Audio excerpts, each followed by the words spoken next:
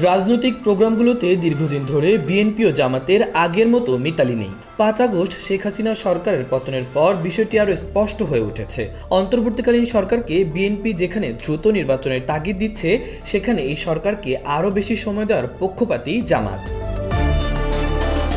বিএনপির মহাসচিব মির্জা ফখরুল ইসলাম আলমগীর একটি সংবাদ মাধ্যমকে দেওয়া সাক্ষাৎকারে জানালেন, জামাতের সঙ্গে তার দল আর জোটবদ্ধ অবস্থায় নেই। তবে নির্বাচন এলে জামাতের সঙ্গে বিএনপির গাঁটছড়ার সম্ভাবনা একেবারেই উড়িয়ে দিচ্ছেন না তিনি।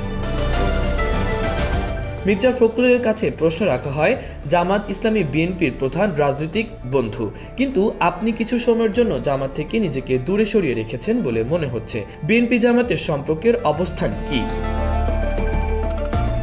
এমন প্রশ্নের জবাবে মির্জা ফখরুল বলেন, জামাতের সঙ্গে আমাদের জোট অনেক আগেই নিষ্ক্রিয় হয়ে পড়েছিল, কিন্তু আমরা পারস্পরিক পরামর্শের ভিত্তিতে একযোগে সরকার বিরোধী প্রচারণা চালাচ্ছিলাম। আগের শাসনের পতন পর্যন্ত এভাবেই আমাদের প্রচারণা চালিয়েছি।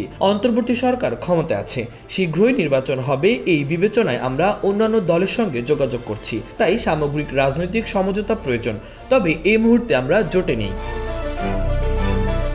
আসন্ন নির্বাচনে জামাতের সঙ্গে জোটবদ্ধভাবে করার কোনো সম্ভাবনা আছে কিনা?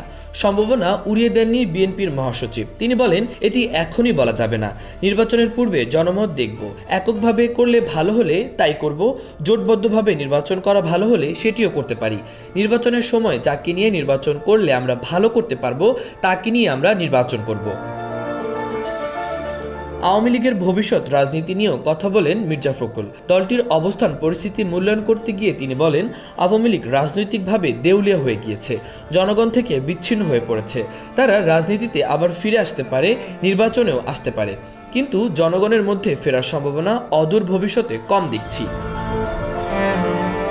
জোরালো গুঞ্জন, বৈষম্য বিরোধী ছাত্র আন্দোলনের নেতৃত্ব দেওয়া ছাত্ররা নতুন কোনো রাজনৈতিক দল গঠন করতে পারেন। এ প্রসঙ্গে মির্জা ফখরুল বলেন, বাংলাদেশে এর আগে এ ধরনের চেষ্টা বহুবার করা হয়েছে। রাজনৈতিক দল সাধারণত আন্দোলন সংগ্রাম থেকে উঠে আসে, এটা তার মূল ভিত্তি। সরকারি পৃষ্ঠপোষকতায় দল গঠন করতে হলে আলাদা বিপ্লবের বিষয় থাকে, কিন্তু এখানে দল গঠনের মূল ভিত্তি হওয়া উচিত জনগণের সমর্থন। মাহবুবুর রহমান ইমন, খবর সংযোগ।